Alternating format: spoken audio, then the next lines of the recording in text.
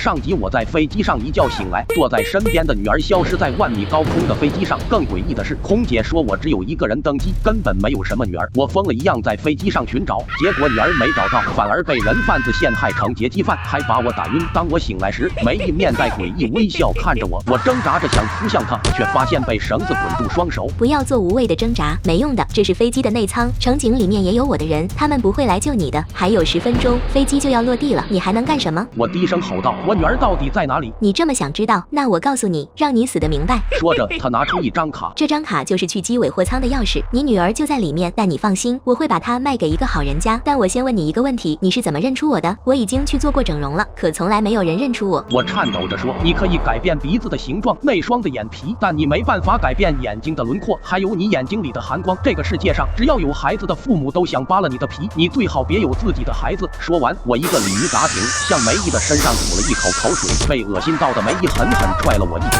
我重重摔到地上，途中刚好碰碎一个玻璃瓶。其实我是故意惹怒她的，就是为了拿到玻璃碎片。我握着碎片，不动声地割着绳子，最后我割开绳子，纵身一跃，把梅姨手里的卡夺了过来，并用玻璃碎片对着她：“现在带我去找小雨，不然拉着你一起死。”没想到梅姨一点都不紧张，脸上露出得意的坏笑：“你看看你手上的卡。”我竟被这阴毒的女人耍了，卡的一脚被剪了。梅姨接着嘲讽我：“你知道你女儿的眼睛卖多少钱吗？是你一辈子都赚不了那么多钱。”梅姨的话让我想起那个满身 logo 的女人，她对小雨说过：“你的眼睛好漂亮。”她一定是梅姨的同伙，一阴一和，让我放下警戒心，喝下梅姨递过来的安眠果汁。我愤怒地问：“你们是不是一开始就盯上我们了？”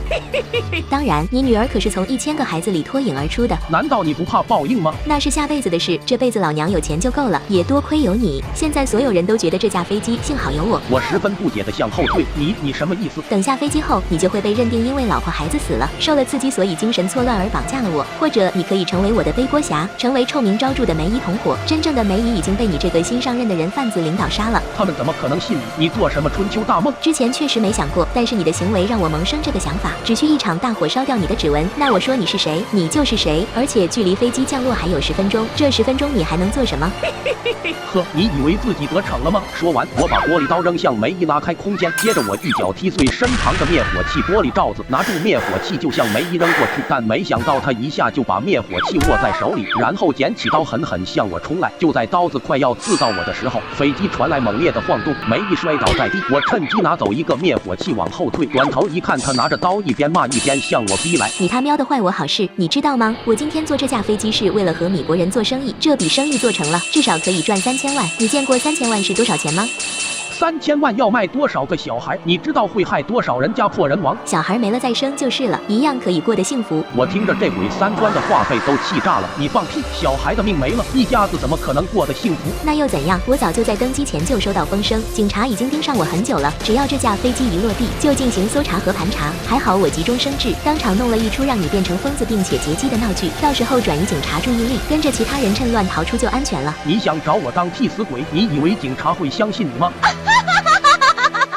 你像疯子一样找女儿，所有人都当你是神经病。只要我利用这一点，假装被你挟持，我自卫把你杀了，死无对证，看警察信你还是信我。说完，梅姨又向我冲来，我赶紧向门口跑。他以为我要逃跑，没想到我一个凌空翻，直接压在梅姨身上，气得他一个鲤鱼打挺把我弹飞几米远，然后举刀恶狠狠向我冲来。就在刀快要刺到我的时候，飞机突然剧烈的摇晃起来，梅姨被震倒在地。我趁机拿起灭火器向她砸去，梅姨被我砸晕了。我从她身上搜出机尾货仓的钥匙，强忍着伤痛向内舱跑去。我要找到我的女儿，不管这架飞机是不是要坠机，我死也要跟女儿死在一起。爸爸！就在这时，我听到小雨在叫我，我顺着声音的方向跑去，突然一声爆炸响起。